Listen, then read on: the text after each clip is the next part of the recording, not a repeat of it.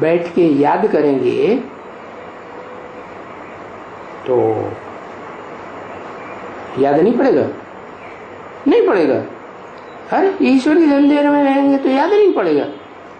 हाँ, क्योंकि याद में बैठना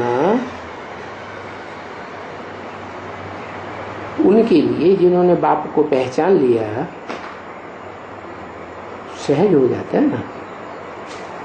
और जिन्होंने पहचाना ही नहीं, धंधे दोरी बाहर की दुनिया में लगे हुए हैं, पेट के धंधे में, तो उनको कठिन पड़ता है।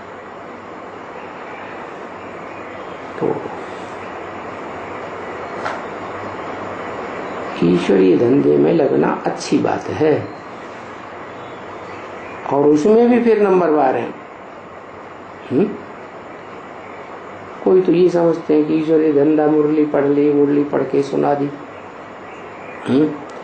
प्रदर्शनी कर ली, कॉन्फ्रेंस कर ली, मेले मलाखड़े में ज्ञान लेना देना कर लिया, तो वो भी तो धंधा है ना, है? तो उसमें अवस्था नहीं बनेगी। क्यों? ईश्वरीय धंधा तो कर रहे हैं। हाँ, जो जिनकी सेवा करते हैं, जिनके संसर्ग संपर्क में आते हैं, तो उनके संग का रंग लगता है कि नहीं? तो फिर वो देवान बढ़ता है। फिर आत्मिक स्थिति बनाने में थोड़ी तकलीफ होगी।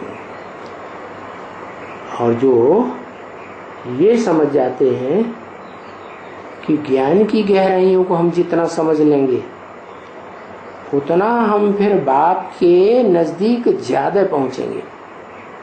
तो जो मनन चिंतन मंथन में रहते हैं और ज्ञान की गहराई को ज्यादा पकड़ लेते हैं, बाप को ही याद करते हैं, बाप की वाणी को ही याद करते हैं, बाप के महावाक्य भी याद आते हैं, और बाप ने जो काम दिया है क्या खास, मन मना भव। तो किसके मन मना भव, ये बुद्धि में बात चलती है। ब्रह्मा के द्वारा बोला शिव ने, तो शिव को तो मन ही नहीं है तो किसने कहा मन मना भव? जरूर कोई है ना जिसमें प्रवेश करके कहते हैं मन मना भव।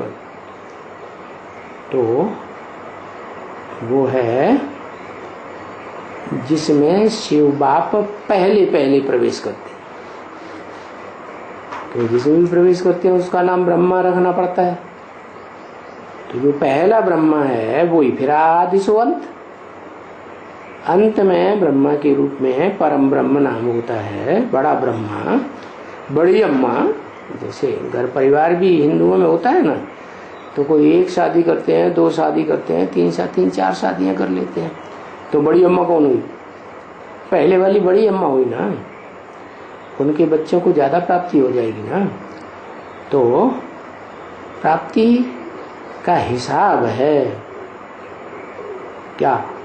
जितना गहराई से बाप को पहचानेंगे उतना ही प्राप्ति होगी।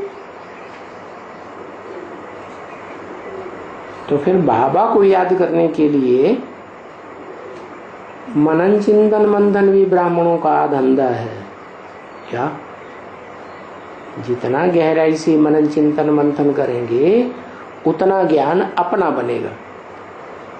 क्या? मंथन करेंगे तो मक्खन मक्खन मिल जाएगा, जिसने मेहनत की उसको मिल जाएगा। फिर दूसरों को बांटेंगे तो और बढ़ता रहेगा,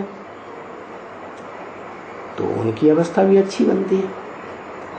फिर मनन चिंतन मंथन करते करते जब आखिरी स्टेज पे पहुंच जाते हैं, निर्णय हो जाता है कि आखिर हम किस एक को याद करें। क्या? तो उनकी अव्यभिचारी याद होगी, और अव्यभिचारी याद में बहुत गहरी याद आती है। क्या? योगाग्नि तीव्र हो जाती है। जैसे साधारण आग में सोना तपाया जाए तो पिघलता नहीं, पिघलेगा भी तो अलग अलग खाद नहीं निकलेगी। तो गहरी याद जो है जिनकी लगेगी उन्हें फिर टाइम का भी पता नहीं लगेगा। क्या कि हम कितनी देर याद में बैठे, ऐसे भी होगा।